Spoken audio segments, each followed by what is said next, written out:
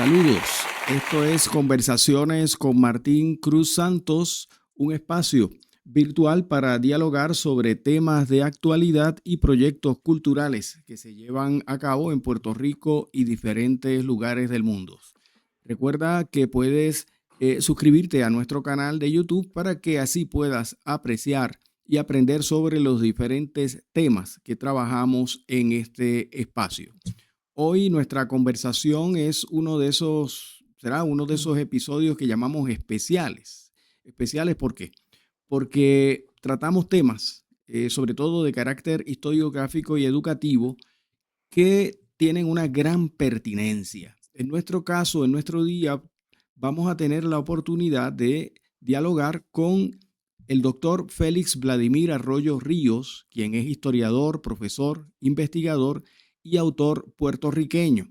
Y con él estaremos conversando sobre el tema de la vigilancia y persecución en Puerto Rico durante la Guerra Fría. Félix, muchas gracias por haber aceptado nuestra invitación. Gracias, Martín. Sí. Gracias por tenerme en tu programa aquí en Conversaciones con Martín Cruz Santos. Saludo a todos tus radio escucha, los que escuchan el podcast y por todos los medios que se transmite este programa. Y gracias por tenerme nuevamente en tus conversaciones que son muy interesantes. Para nosotros es un honor y te decía antes, ¿verdad?, que entráramos al directo, que trabajos como el que tú has estado realizando, investigaciones y otras personas, recientemente estuvimos por acá Emanuel Figueroa, pues creo que merecen una mayor difusión y claro está que tengamos la oportunidad de escuchar y poder dialogar al respecto. Lo primero que quisiera comenzar, Félix, a plantearte es hablarnos de ti. ¿Cuál es tu formación? ¿A qué te dedicas? Un poco para que quienes no te conocen pues tengan la oportunidad de una aproximación. Sí, como mencionaste anteriormente, yo soy profesor de historia. Estudié en la UPR de Calley. Ahí estudié pedagogía con una concentración en historia a nivel secundario. Entonces, luego pasé al Centro de Estudios Avanzados de Puerto Rico y el Caribe, donde estudié mi maestría en historia de Puerto Rico y del Caribe. Entonces, allí también continué mis estudios doctorales en Historia de Puerto Rico y el Caribe. Ahí terminé todo mi formación en Filosofía e Historia. Y entonces, cuando me gradué al principio, ¿verdad?, en la UPR de Calley, comencé a enseñar historia en las escuelas públicas de Puerto Rico. Principalmente estuve en la Escuela Pachín Marín, en Atorrey. Ahí estuve 10 años enseñando historia. Enseñé historia de Puerto Rico, historia de Latinoamérica historia mundial, que es la que se enseña en ese tiempo en noveno grado, cuando existía séptimo, octavo y noveno, en una middle school. Entonces, luego pasé a ser profesor en la UPR de Ponce. Allí estuve enseñando ciencias sociales y allí también estuve en el Departamento de Humanidades enseñando historia de Estados Unidos antes pues de mudarme acá a los Estados Unidos. Y ahora que en Estados Unidos pues soy profesor de historia de Estados Unidos. He dado también diferentes cursos de historia de Latinoamérica, de parte de lo que va a ser las culturas mundiales, que se llama World Culture, ¿verdad? Perdona que lo tenga que decir en inglés, fue que es un poquito así es como se titula el curso. Entonces, también he estado enseñando español porque hay una necesidad que hay en Estados Unidos de maestros de español, entonces, y profesores de español, pues he enseñado también español. Mis investigaciones, como mencionaba anteriormente, que se han dedicado a la vigilancia específicamente y a la persecución política y a las políticas de contención que Estados Unidos pues implementó en Puerto Rico junto con el gobierno de Puerto Rico, ya traen también un trasfondo dentro de toda esa formación histórica que tuve. Mi papá fue un líder sindical de la Federación de Maestros de Puerto Rico, también muy importante. y también mi papá tiene una carpeta también de la Policía de Puerto Rico, que yo pues no la cito en mi libro porque no está relacionado ¿verdad? En el tema, porque es una época posterior, pero es parte, ¿verdad? Lo pongo en mi libro como que parte de la introducción y la dedicatoria de que parte primordial de mi formación en historia, este interés que surgió, el interés por la persecución política, el interés por el movimiento obrero, pues significativamente fueron parte de ese crecimiento y de esa formación que fui recibiendo junto con mi papá específicamente. Muy interesante ese trasfondo biográfico. Y hay un dato ahí que nos conecta. Yo soy natural de Calley, precisamente. Con el último año y medio que viví en Puerto Rico, lo viví allá en la montaña, un regreso a las raíces. Félix, interesantemente, este tema de la investigación tuya, vigilancia y persecución en Puerto Rico durante la Guerra Fría, del cual vamos a estar conversando, en ocasiones se trabajó o se ha trabajado quizás desde unas vertientes, digamos, macro, ¿verdad? De lo que significó la Guerra Fría en Puerto Rico, los aspectos militares, bases militares, etcétera. Pero me parece muy importante el acercamiento que tú llevas a cabo. Un acercamiento que, como bien acabas de plantear, toca a personas, líderes sindicales, líderes políticos, personas de a pie, es decir, personas que quizás eran muy conocidas en las comunidades en Puerto Rico, no necesariamente líderes de partidos mayoritarios, como quizás en muchas investigaciones se llevaba a cabo, sino que tú abordas esas experiencias difíciles, angustiosas para quienes las vivieron, de la persecución, de la vigilancia en tiempos de la Guerra Fría. ¿Cómo fue tu acercamiento inicial a esas investigaciones? ¿Por qué optaste por esta temática? Pues mira, cuando llego al Centro de Estudios Avanzados, pues siempre nos ponen a pensar en un trabajo de investigación o un trabajo que va a ser tu futura tesis. En aquel tiempo el centro requería una tesis bien específica para maestría y una tesis también para doctoral, que ya no lo requiere en estos momentos. Ahora se hacen una especie de tesinas o trabajos que se publican, pero en aquel tiempo sí era un trabajo súper riguroso. En el tiempo que pues, yo estudié en el centro mi maestría hasta graduarme en el 2011. Eh, Cuando llego, empiezo a estudiar el movimiento obrero y otra vez volvemos pues, a toda mi relación con el movimiento obrero. Participé de muchas protestas, participé de huelgas, estuve relacionado a la Federación de Maestros. Cuando se da la huelga de la Telefónica, yo estaba en octavo, noveno grado y participé de ella porque no hubo clases. Mi papá, como le mencioné, pues fue un líder sindical y estuve inmerso en todo en la historia del movimiento obrero, plus también estuve inmerso con la Federación de Maestros en diferentes procesos y manifestaciones que se dieron alrededor de la isla. Pues según pasaban los años y pasaba el tiempo, mi interés por el movimiento obrero era cada vez más y más atractivo para mis temas de investigación. Entonces llego a un curso con la profesora Evelyn Vélez Rodríguez, tremenda profesora, le mando saludos desde aquí, pues la doctora Evelyn Rodríguez me ayuda a delimitar el tema y me presenta este líder sindical que es poco estudiado y que dentro de lo que ella conoce considera que es una persona sumamente importante para el movimiento obrero en Puerto Rico, pero que a la misma vez era comunista y fue carpeteado. Cuando ella me presenta todo el tema, que ya también conocía que yo a veces hablaba de la persecución política, en uno de los cursos presenté la carpeta de mi papá y todo lo demás, pues ella me hizo el acercamiento sobre Juan Sáez Corales.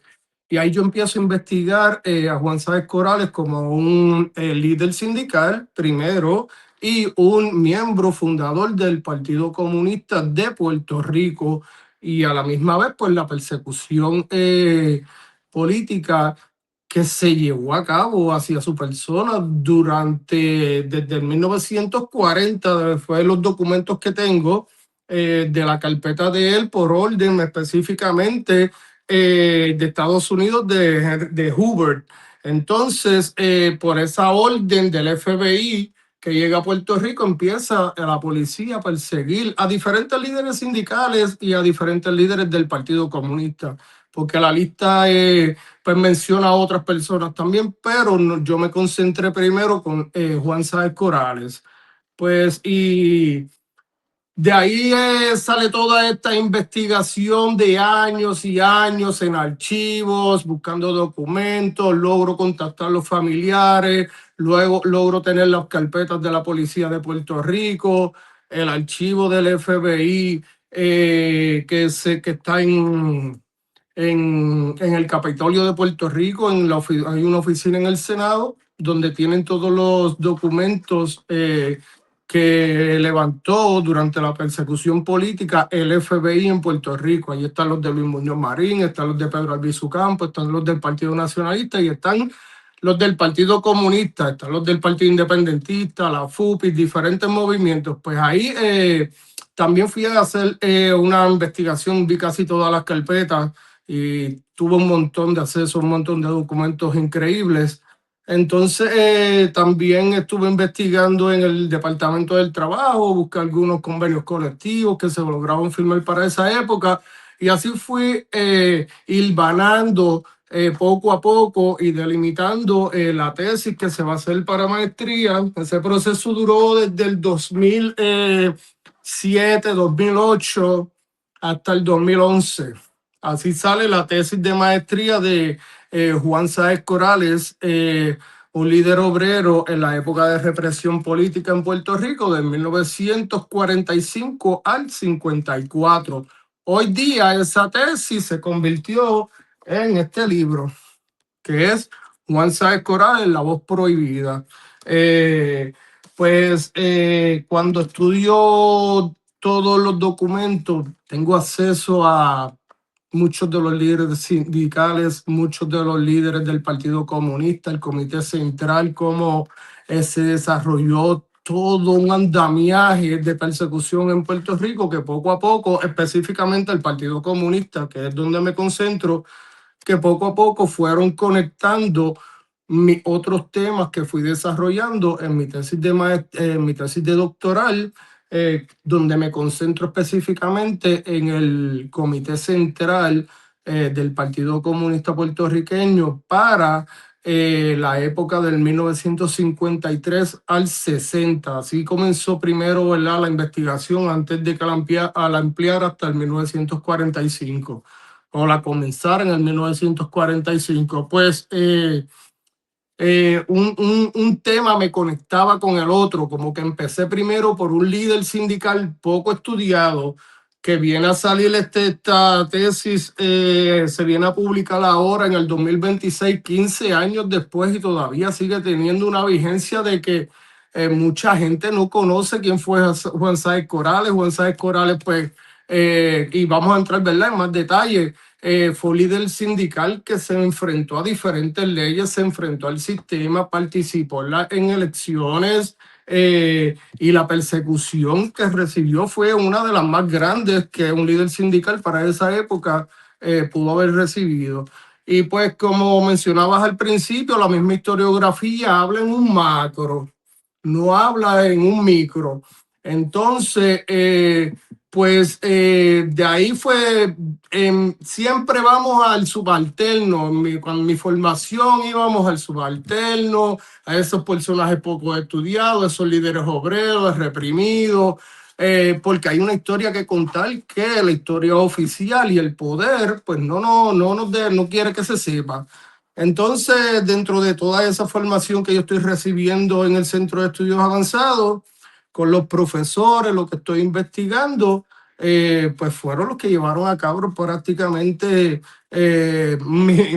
perdona Martín, mis dos trabajos Y ahora sigo investigando porque todavía hay cosas pues, que se pueden, que la gente no conoce, que se pueden escribir y que son muy importantes.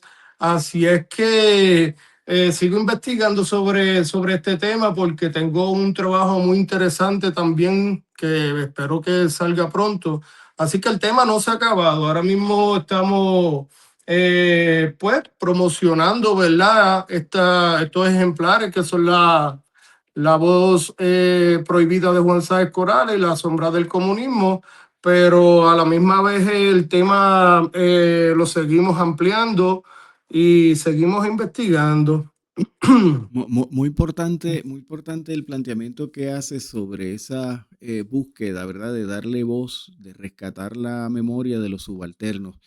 Y el caso de Juan Sáez Corrales, quizás en Puerto Rico se conocía más la figura de César Andreu por el hecho de ser escritor, por el hecho de ser un gran periodista, pero Juan Sáez Corrales me parece que tú has logrado en tu aportación traer un líder sindical de gran valía, un miembro del Partido Comunista que sufrió gran persecución, esposo de Consuelo Burgos, ¿verdad? La Ujú, hermana de Julia de Burgos, una persona que fue, como bien señalabas, candidato a la Cámara de Representantes en Puerto Rico en el año 56, y son figuras ujú, que eran poco conocidas, es decir, eran de algún modo conocidas para aquellos que se habían adentrado en algunos momentos, como Ángel Chuco Quintero, por ejemplo, ujú, ujú. en investigaciones sobre el movimiento obrero en Puerto Rico, se resaltaban, pero ahí quedaban. Entonces, ¿qué pasa? El ahí quedar era como si ya se hubiera agotado todo lo que había que conocer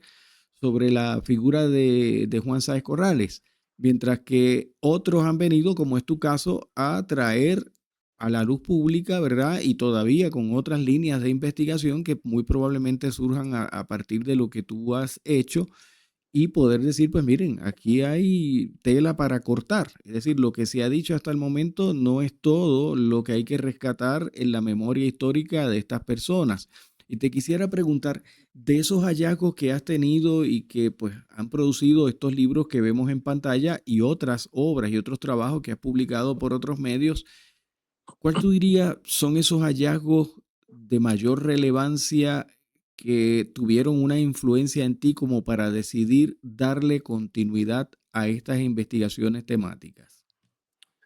Pues son temas que no se tocan y que no sé por qué cuando hablamos hasta de la misma historia general de Puerto Rico, pues y de los partidos políticos, porque mencionabas a Chuco Quintero que sí le da, ¿verdad? Los menciona, pero esporádicamente, pero sí los menciona y le da voz, le da algo de voz y abre los temas para otras investigaciones.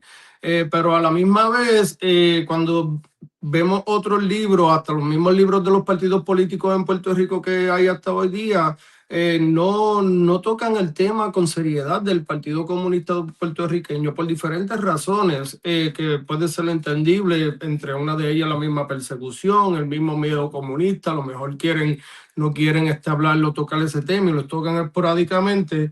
Sin embargo, pues le dan más voz a otros partidos. Cuando vemos las fuentes documentales, los periódicos de la época, el periódico del mismo partido, los documentos de la Constitución que yo encontré específicamente del 1950, hubo una participación electoral que es muy poco conocida del mismo Juan Sáenz Corrales en la Asamblea Constituyente, donde él dice que va a ser el defensor de los trabajadores, ¿verdad? Cuando se redacte la Constitución de Puerto Rico, y va a ser esa primera participación que ellos van a estar teniendo en todo ese proceso histórico que se está dando en Puerto Rico, que va a cambiar la historia por completo. Porque pues en la época de 1940, cuando, como sabemos, llega Luis Muñoz Marín al poder, entonces después en el 45 viene este viraje en contra de la independencia, abandona sus ideales que ella tenía y lo atractivo y lo popular que era para muchas personas, incluyendo, ¿verdad?, los independentistas y los comunistas que existían en esa época, que se van a ver interesados también por las ideas de Muñoz Marín.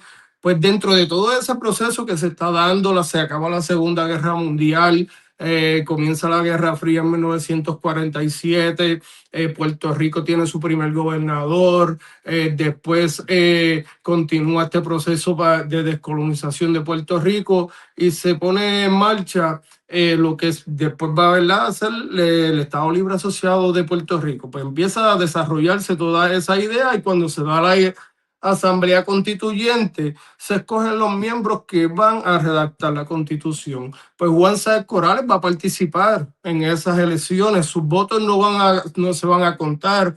Los comunistas de esta época participaban en las elecciones, pero Martín no tenían funcionarios de colegio que contaran sus votos, que los velaran, que dijeran, mira, sacaron tantos votos, que no los rompieran o los votaran o los contaran hacia otros partidos, como en ocasiones ha ocurrido. Pues esa participación electoral, cuando mismo yo se la presento en la de 1951, a mi directora de tesis, ella me dice, mira, yo he enseñado esto por muchos, muchos años y yo no he visto esto. Y yo, mira, yo encontré esto en los archivos del FBI. Me dice, pero ¿cómo va a ser? Me dijo, pues tienes que ir a la Comisión Estatal de Elecciones. Me muevo a la Comisión Estatal de Elecciones y después de estar varias horas, me dicen ellos que si ellos no tenían funcionarios de colegio que velaran por sus votos, pues que tenía que prácticamente esa información no la iba a encontrar. Pues de ahí me muevo a la Lázaro, a la UPR en Río Piedras, y allí encuentro los documentos de los periódicos donde Juan Sáenz Corrales ahí encuentro lo que ya tenía del FBI, pero lo del FBI a veces hay que ponerlo en duda. Y fuimos corroborando la información, porque todo lo que el FBI tiene en su archivo nunca lo tomamos como cierto. Solamente vemos la información, lo que ellos recogieron, pero no es 100%, no es 100%, ¿verdad?, cierta la información que vamos a encontrar ahí. Siempre vamos a mirar esos documentos de esos archivos, incluso los de la Policía de Puerto Rico, de esa manera. Pues encuentro en el periódico del Mundo, en la Lázaro, toda la protesta de Juan Sáenz Corrales, que no se contaron sus votos. Entonces ahí fui recogiendo esa información, se la presento a mi directora de tesis, le parece ella espectacular. Cuando tengo acceso a las carpetas de la Policía de Puerto Rico a través de la familia, la policía tenía los documentos de la propaganda en sus archivos, que entonces son documentos que sí son fuentes primarias de la época, porque la propaganda, ellos no cambiaron nada, ellos solamente cogieron la propaganda y la archivaron y le pusieron un numerito. Entonces ahí, y eso está en este libro, ¿verdad?, el de Juan Sáenz Corrales. Parte está aquí, está su boleta a la Asamblea Constituyente. Pues mira, Martín, esos datos fueron, de verdad que cuando fui encontrando todo eso, era algo que yo decía, wow, no se habla, poco conocido, los profesores de la universidad no hablan de estos temas prácticamente.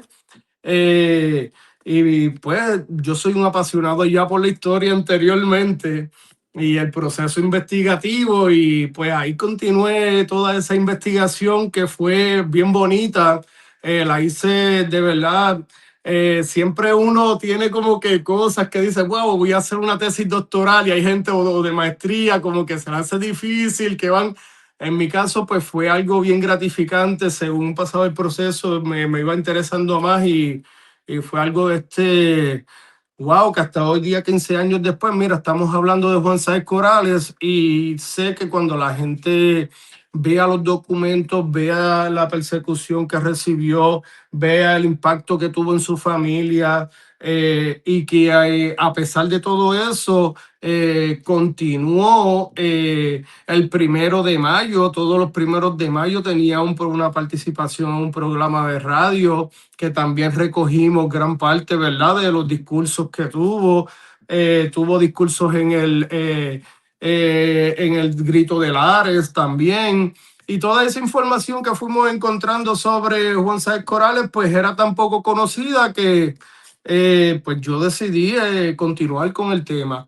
A la misma vez, como te mencioné anteriormente, Martín, encontraba información de César Andreu Iglesias, de Jorge W. Maisonet, encontraba información de Consuelo, de James Pitt, o sea, de Pablo García, de Juan Santos Rivera, que todos estos que estoy mencionando son los que, ¿verdad?, van a también ser citados por el Comité de Actividades Antiamericanas, que todos están en mi otro libro, que es mi tesis doctoral, la de la sombra del comunismo.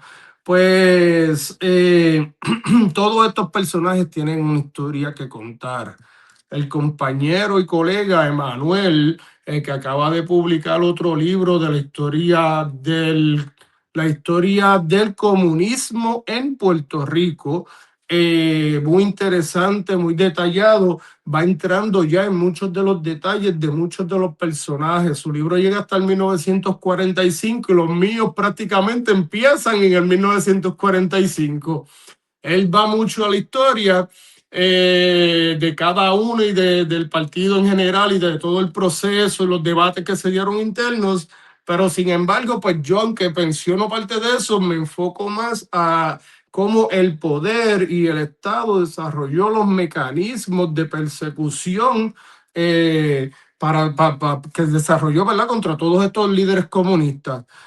Y de verdad que hablo y podemos hablar muchos ratos largo y tendido porque hay mucha tela para cortar, muchas investigaciones que los que están escuchando este podcast pues podrán quizás tomar alguna idea para una futura investigación que se pueda hacer. Cuando yo presenté ambas de las tesis, y siempre dejo el tema abierto, siempre en las últimas páginas, en las conclusiones, yo expongo que hay otros temas e incluso invito a otros historiadores a continuar estudiando la vida de otros de estos líderes, porque cuando hablamos de la historia de Puerto Rico, específicamente de estos años, no podemos dejar pasar desapercibidos estos actores que tuvieron una historia que contar dentro de todo el proceso que se va a dar en Puerto Rico, como ya mencioné, del 1940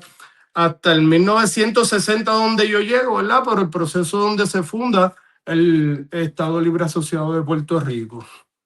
Me parece muy importante lo que acabas de plantear sobre el trabajo de Manuel Figueroa, ¿verdad? Lo comienza en 1919, 1945 y sobre todo porque él está trabajando el Partido Comunista, ¿verdad? De Puerto Rico en esa etapa desde el 34 hasta el 44, pero él llega, ¿verdad? Hasta el 45 y me parece que hay como un diálogo, ¿verdad? Una conexión entre lo que ustedes han investigado, porque hay unos personajes, Juan Sáez, evidentemente Juan Santos Rivera, César Andreu Iglesias, el doctor Lanause, Alberto Sánchez, una serie de personajes que esporádicamente salían por ahí en alguna que otra investigación, pero como nombres con algo digamos, de biografía social, pero sin adentrarse, que me parece que es lo interesante en los trabajos que ustedes han realizado, en el trabajo de Carlos Román, de Sandra Pujols, es decir, que han logrado adentrarse en un rescate de unos momentos de la historia en el que yo diría que no solo por el paso del tiempo, obviamente hay una carga política muy fuerte, hay una carga sobre lo que tú muy bien has trabajado, la vigilancia, la persecución que durante mucho tiempo hubo, no solamente ante esos personajes y los proyectos en los que participaron, sino a quien investigara al respecto también. A quien se adentrara en esos proyectos, pues también de algún modo no era bien visto. En muchas ocasiones quien se adentraba era porque o era cónsono con los proyectos o simplemente porque quería, ¿verdad? Adentrarse, tocar allí, ver esas etapas de la historia. Y creo que a una distancia considerable de aquellos momentos en el siglo XX, ustedes han tenido una gran oportunidad, ¿verdad? De no solamente llevar a cabo sus investigaciones, sino lo que tú acabas de señalar muy bien hace un momento, abrir unas líneas de investigación. O sea, porque se abren para nuevos investigadores que probablemente quisieran auscultar algunos ángulos más allá de lo que ustedes han visto. En tus dos obras que volvemos a presentar en pantalla, ¿verdad? Juan Sáez Corrales, La voz prohibida y La sombra del comunismo en Puerto Rico, pues evidentemente el fuerte está en ese proceso de espionaje, la vigilancia, la persecución, el aparato del Estado persiguiendo a ciudadanos. Y es un tema que tiene una gran pertinencia, pienso, porque no es que estamos hablando de la persecución de otro tiempo, es que probablemente en la etapa actual, donde en ocasiones quizás se utiliza muy a la ligera el término fascismo u otros similares, pero no estamos muy distantes, ¿verdad?, de ver en América, en Europa y en diferentes lugares ciertas tendencias marcadas que a mí me ocurrió cuando leía el trabajo de Emanuel. Yo decía, bueno, es que aquí hay unos aspectos que muy bien merecen ser investigados por razones historiográficas, pero precisamente porque esa posibilidad de la historiografía de traernos al presente y plantearnos que aquel pasado, como decía un autor, lo malo del pasado es que no pasa. O sea, que nos volvemos a encontrar con tendencias en el presente que hunden sus raíces en un pasado. Y considero que lo que tú has trabajado, y quisiera un poco que volviéramos a tus dos obras, ¿verdad? No son los únicos trabajos que has realizado, pero son los que hoy están probablemente en las manos y en los ojos de muchos lectores. Y te pregunto, eh, en estos trabajos, en el de Juan Sáez, el de La sombra del comunismo, señalabas hace un rato, los realizaste, los publicaste años después de que culminaste tus estudios de maestría y doctorado, pero siguen teniendo una gran vigencia. Es decir, hoy están en las librerías, la gente lo sigue leyendo. Eh, ¿Cuáles son las repercusiones, no solo que han tenido en el público, lector, que han tenido en ti, para que al momento de tú decir están en las librerías, están siendo leídos, están siendo discutidos en cursos, cómo repercute eso en ti como historiador, como investigador? Pues primero me llena de alegría la importación historiográfica que estoy haciendo para Puerto Rico e incluso para el Caribe, porque se puede ver como un proceso en el Caribe en general. Eh, Sinceramente, desde que terminé la tesis de Juan Sáez Corales en el 2011, siempre tuve la idea de publicarla. Pues después continué haciendo mi trabajo, ¿verdad? Y estudiando mi formación, ¿verdad? Doctoral. Entonces, pues de repente me enfoqué mucho en la sombra del comunismo, en la tesis que cuando lo estuve haciendo, que también fue muy amplia, muy buena, un proceso bien gratificador y bonito, que lo considero una super aportación a la historiografía de Puerto Rico y que gracias a Dios pues se está leyendo. Pues durante todo ese tiempo, La sombra del comunismo, yo la terminé en el 2019, en el 2019.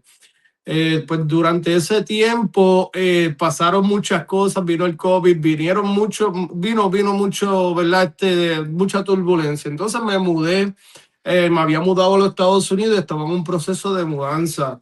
Los archivos los había enviado a Puerto Rico, todos mis archivos, todos mis documentos que ya había traído acá a Puerto Rico, pues durante el proceso no sabía dónde ponerlos. Incluso los libros los envié a Puerto Rico, a la casa de de mi mamá y mi papá, que allí los tengo en una biblioteca y custodiados por mi papá, gracias a Dios. Entonces, pues voy a Puerto Rico en diciembre y regreso a Estados Unidos ya con una idea que tenía, porque tenía ya La sombra del comunismo, la traía y la quería publicar para el 28 de diciembre y no pudo ser. Entonces, pues abro mi archivo de todos los documentos del Centro de Estudios Avanzados de Puerto Rico y el Caribe. Ya tenía unos documentos que lo había publicado en la academia, en academia.edu, que estaban muy buenos, veía que la gente los estaba leyendo. Tenía dos capítulos de La sombra del comunismo que los tuve que retirar, ¿verdad? A la hora de publicarlos. Y veía que la gente me leía. Entonces siempre decía, en algún momento me voy a sentar y lo voy a hacer. Pues llegué de Puerto Rico, no sé, en el 2000, en enero ahora del 2026, y me senté en la computadora y los trabajé, me fui educando, fui cogiendo unos talleres y ¿verdad? Unos procesos de edición que tenía que requerir, editoriales. Entonces, pues lo publiqué y sorpresivamente, pues primero publico La sombra del comunismo, que fue el último que escribí, pero ya decía, pues, de todo lo que he aprendido, voy a publicar el de Juan Sáenz Corales el 1 de mayo, para hacer la relación con el 1 de mayo, un líder sindical con Juan Sáenz Corales. Y han tenido una acogida muy buena. Espero, ¿verdad?, que hayan críticas, como siempre, que los lectores, pues, cuando lo lean, tengan pues, su opinión, positivas, negativas, pero que el tema se continúe ampliando, incluso si el tema despierta interés para otros historiadores y del mismo libro pueden hacer otra, ¿verdad?, con otra visión sobre Juan Sáenz Corales, pues sería fantástico, porque son temas que, pues, no se estudian. Eh, entonces, pues el libro le fui haciendo el acercamiento a diferentes librerías, se lo envié a Claridad también para que lo revisaran primero, para que ellos lo leyeran. Se lo envié a diferentes personas y pues ya la tesis, mi directora siempre me decía que estaban buenísimas y que eran publicables ambas, pero pues faltaba ese proceso. Y cuando pues salieron y la gente pues los ha ido leyendo, le ha interesado mucho el tema. Igualmente hubo un boom de repente. Salieron mis libros, salió un libro de Cold War Puerto Rico en inglés de Steve Howell, que lo publica desde Inglaterra, y sale el libro de Manuel también. Y el libro ay, se me olvidó el nombre, de Ramón Espada, Carlos, De Carlos Román, sí. de Carlos Román. Pues las publicaciones de Sandra Pujols, que era lo que teníamos realmente, que es la base de todo y que, ¿verdad?, ella es la que va a abrir todos estos temas, los archivos que va a ir a Rusia y todo lo que vamos a empezar a conocer del Partido Comunista, aunque volvemos, eso va a ser la historia del partido, de cómo fueron los fermentos y todo lo demás. Pues mis libros pues, son más bien de la persecución hacia todos estos actores a través del Estado. Pues, y han tenido una acogida porque como que unos temas se hablan con los otros, dialogan.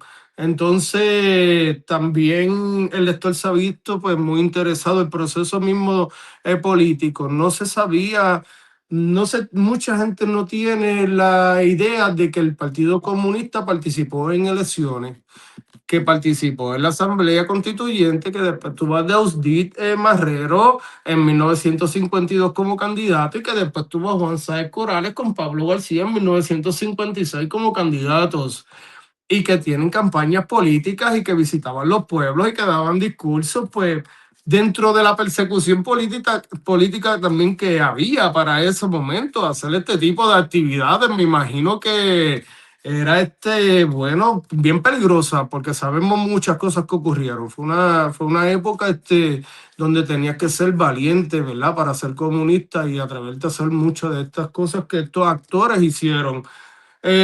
Pues la acogida ha sido muy buena de ambos libros, gracias a Dios, porque son personajes que son muy poco conocidos, muy poco tocados en la historia de Puerto Rico.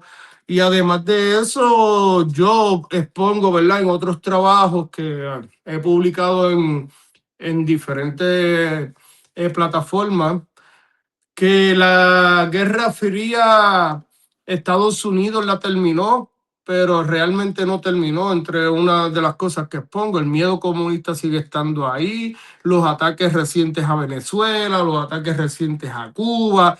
Entonces yo de momento planteo, pero estamos en la Guerra Fría, todavía estamos con el miedo comunista, todavía estamos atacando políticas y gobiernos latinoamericanos por sus ideales políticos, específicamente a favor del comunismo.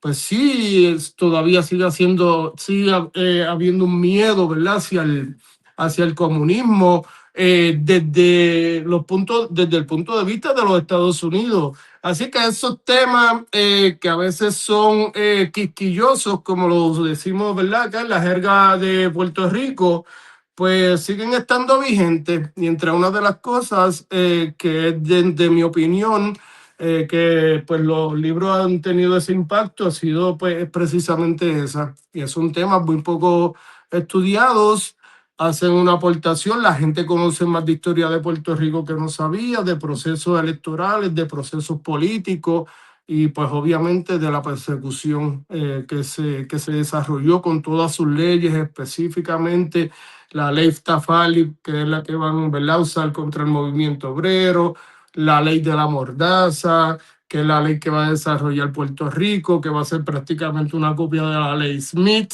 en Estados Unidos, de 1940, pues todos esos procesos que se van relacionando, incluso mucha gente no sabía que habían tantas leyes que de momento se crearon para organizar toda esta persecución. Aprovecho para decir que pues estas investigaciones también salen y hablando de la ley de la mordaza de Ivonne Acosta fue un trabajo de tesis de maestría del Centro de Estudios Avanzados de Puerto Rico y el Caribe.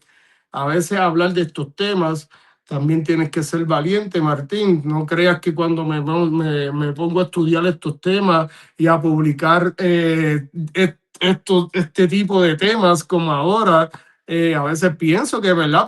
Puedo ser parte de algún sistema de vigilancia o de persecución igualmente. Y pues siempre uno se tiene que cuidar, uno tiene que estar pendiente, ¿verdad? A su entorno.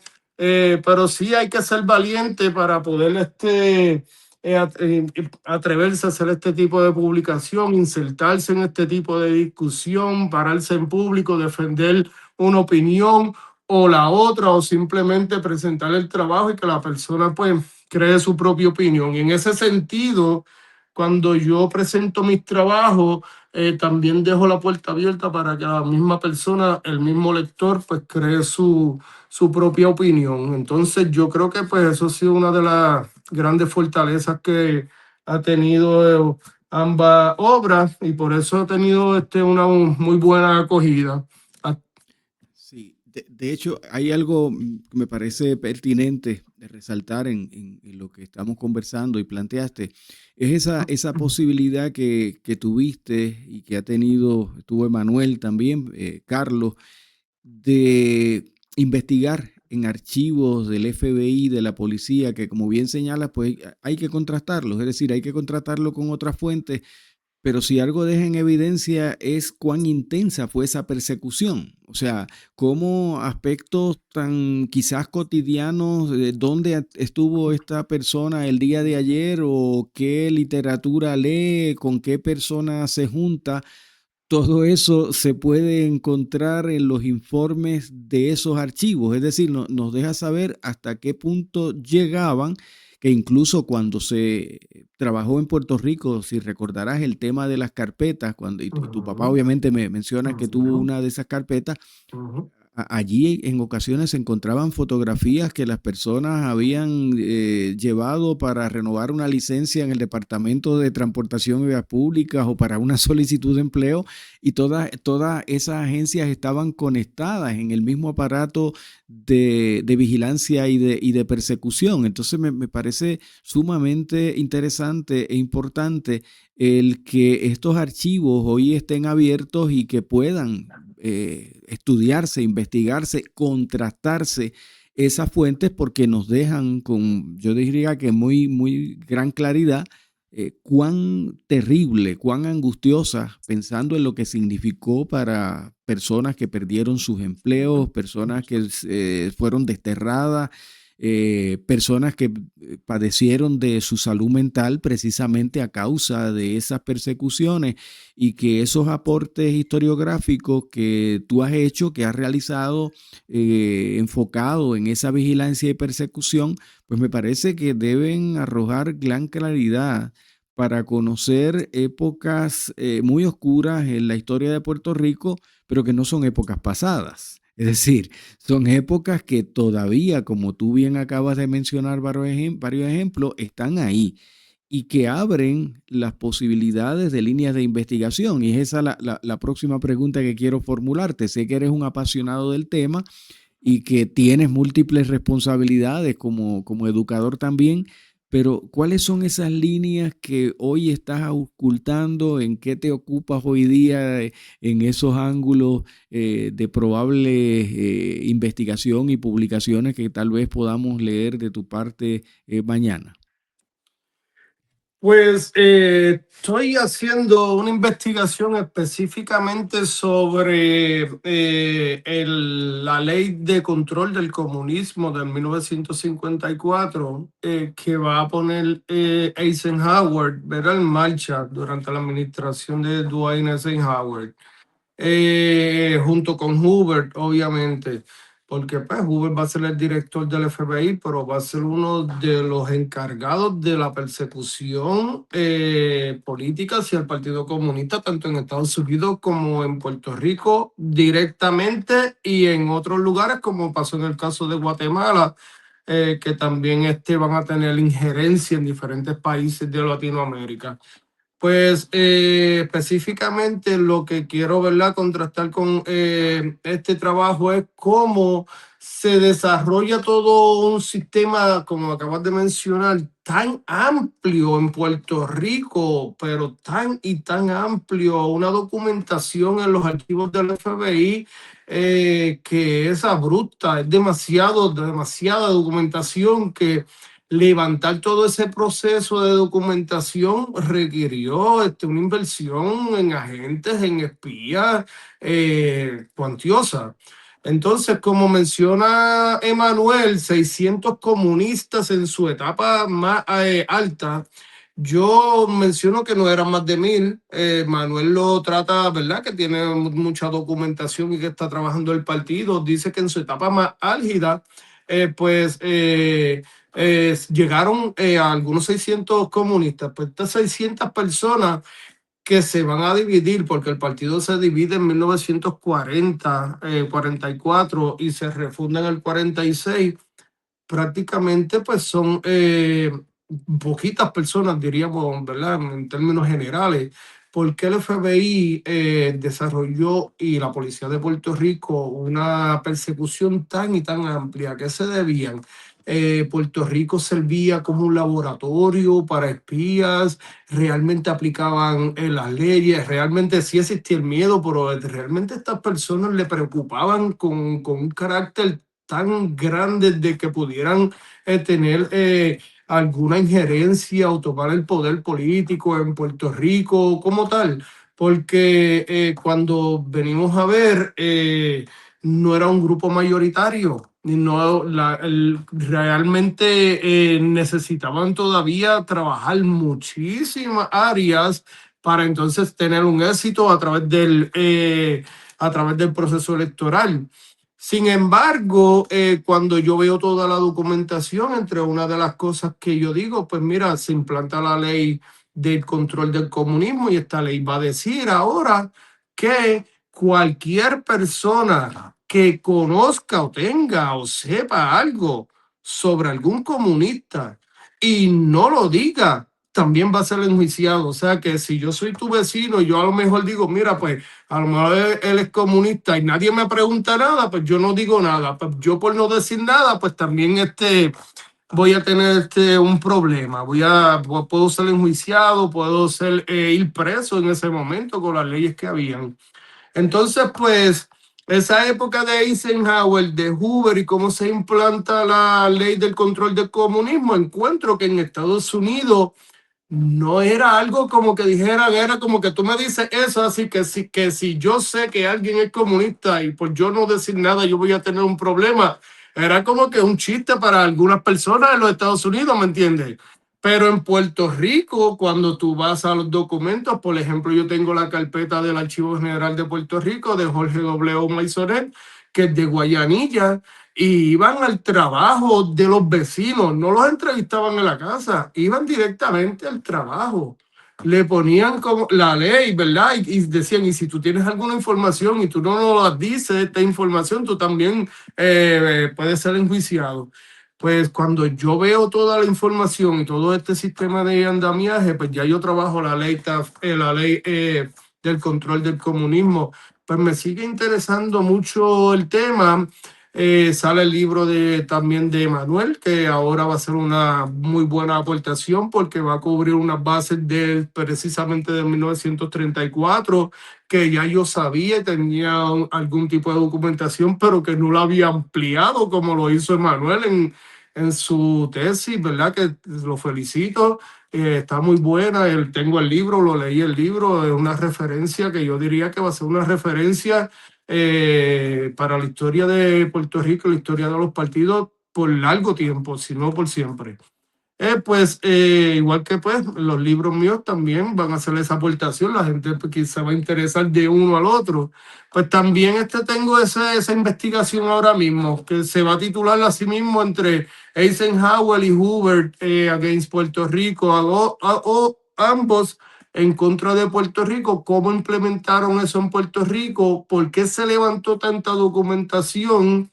Se me ha hecho un poquito difícil cuando fui a los archivos del FBI acá en College Park encontrar específicamente. Yo quiero encontrar más información sobre los agentes y si eran los nombres reales, porque hay muchos agentes que fueron destacados a Puerto Rico, pero lo que yo quiero encontrar es si esos agentes también los enviaron en un futuro a otros países o tuvieron algún destaque. Esa parte está bien difícil, pero si logro entrelazar a algunos de los agentes que logra contactar los que haya sido en destaque a otro lugar en Latinoamérica específicamente, pues quizás le va a dar mucho más fortaleza a este tema que estoy investigando ahora mismo, que como te mencioné. Ese es uno de los temas que me encuentro investigando, el más profundo. Tengo otra investigación porque tengo un trabajo precisamente en academia sobre el imperialismo. Y es un trabajo que realicé, wow, fue un ensayo para requisitos del programa doctoral en el centro. Pues ese ensayo fue muy bueno, ¿verdad? Y es muy bueno. Está en academia, tiene muchos lectores, muchos comentarios también. Pues lo estoy trabajando ese ensayo con otro tema que tenía sobre la ocupación de Puerto Rico, pero entrelazada con la anexión de Hawái. Interesantemente, Martín, yo nací en Hawái. Entonces, mi papá fue militar para un tiempo en 1980, lo mandaron al servicio militar obligatorio y yo nací en Hawái. Y cuando regreso a Puerto Rico, pues me estudio todo lo de verdad y crezco en Puerto Rico. No he visitado a Hawái por largo tiempo. Entonces, este trabajo ya yo lo había desarrollado anteriormente. Y va a ser, ¿verdad? El imperio across the ocean, a través de los dos océanos. El 7 de julio se anexa Hawái y el 25 de julio se ocupa Puerto Rico. Pues voy a hacer precisamente esa conexión, cómo se va a desarrollar todo este sistema de adquirir diferentes territorios o islas estratégicas para la defensa de Estados Unidos dentro de lo que planteaba Alfred T. Mahan. Y ese trabajo pues va a ser en inglés. Lo empecé a escribir, tengo una parte en español, tengo una parte en inglés que está en traducción. Pero va a ser un trabajo que va a salir en un futuro, lo sigo trabajando. Tiene fuentes primarias porque siempre voy a trabajar con fuentes primarias y es un tema personal. Es un tema personal entre una conexión mía personal, Hawái, la anexión. Cuando enseño historia de Estados Unidos, tengo que enseñar, ¿verdad? Específicamente en 1898, cómo se adquiere Hawái o Hawái pasa a ser una anexión, ¿verdad? Se anexa a los Estados Unidos y Puerto Rico, pero a la misma vez el interés del Canal de Panamá y que en el pasado pues ya tenían Alaska desde 1867. Según yo voy planteando eso, siempre he estado en esa conexión.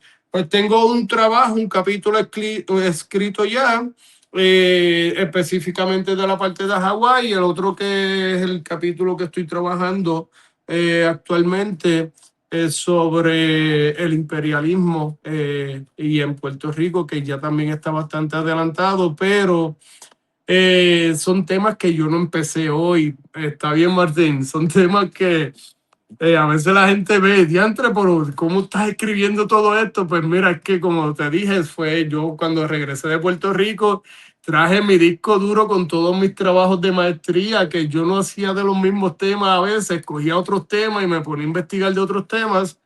Y así han surgido específicamente estas dos ideas.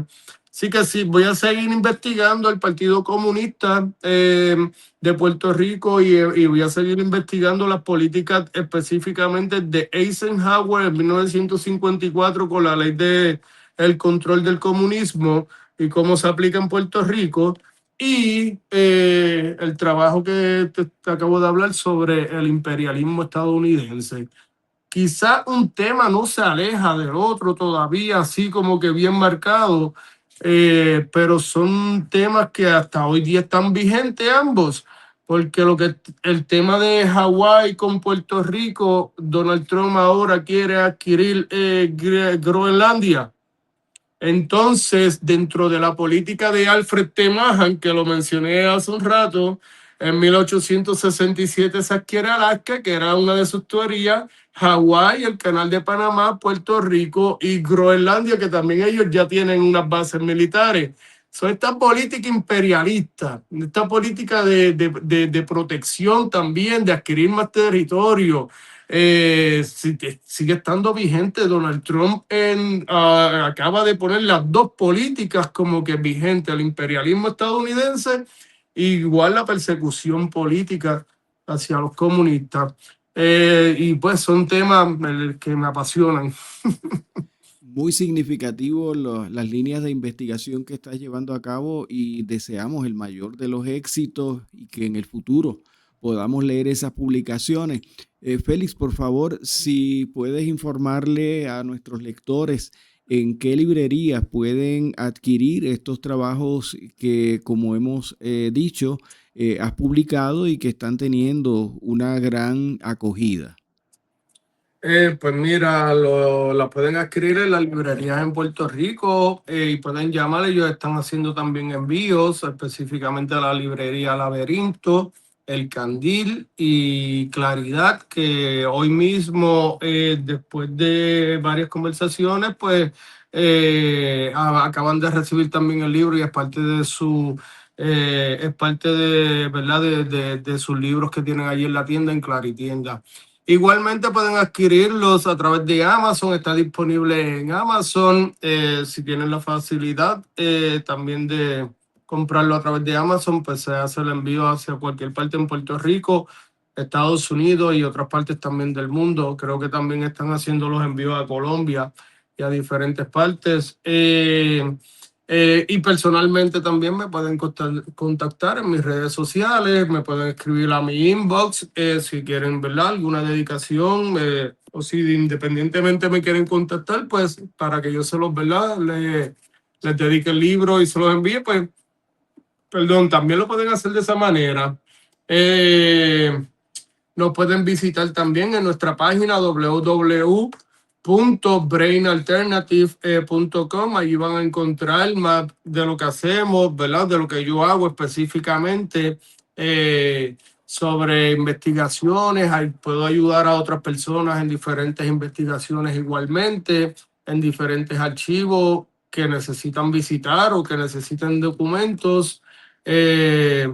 Igualmente allí en www.brainalternative.com pueden adquirir los libros y igualmente pueden tener acceso a varias de mis publicaciones, que algunas de ellas son gratuitas a través de Substack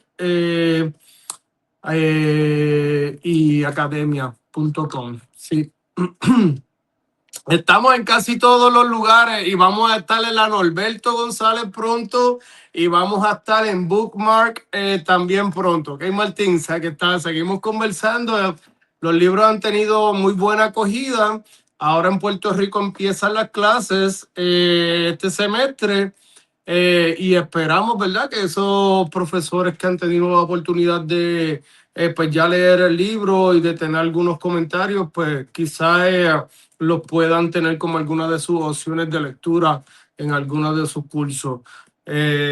También, sin dejar pasar, el 8 de agosto vamos a estar presentando el libro en la librería El Candil en Ponce, Puerto Rico, a la 1 de la tarde. Esa presentación va a ser transmitida a través de, ¿verdad?, a través de la página de Facebook del Candil y de su programa. Y creo que ellos tienen también un canal en YouTube. Así es que seguimos, ¿verdad?, presentando, haciéndole llegar una historia poco conocida cada vez a más personas y tratando de que, ¿verdad?, pues cada día, pues específicamente el pueblo de Puerto Rico, pues si continúe conociendo datos de la historia que han sido poco estudiados y que la gente pues hoy día no conoce y que son parte pues de nuestro quehacer histórico, son parte de un pasado que sigue presente. Hemos conversado con el doctor Félix Vladimir Arroyo Ríos, historiador, profesor, investigador y autor. Félix, muchas gracias por esta enriquecedora conversación que hemos tenido. Te deseamos el mayor de los éxitos en todos los proyectos, que sabemos que son muchos, tienes en planes. Realmente, gracias. Gracias a usted, Martín, y gracias a ese público Radio Escucha que está pendiente a todas las conversaciones que has llevado a cabo y que logren, ¿verdad?, tener oportunidad de continuar entrevistando a más personas que hacen aportaciones muy enriquecedoras a nuestra historiografía. Muchas gracias, Martín. Bien, y muchas gracias a ustedes, público que nos sigue. Recuerden que todas las conversaciones que hemos llevado a cabo desde el año 2021 hasta el presente están disponibles en nuestro canal. Y recuerden, conversemos porque conversar nos acerca. Hasta luego.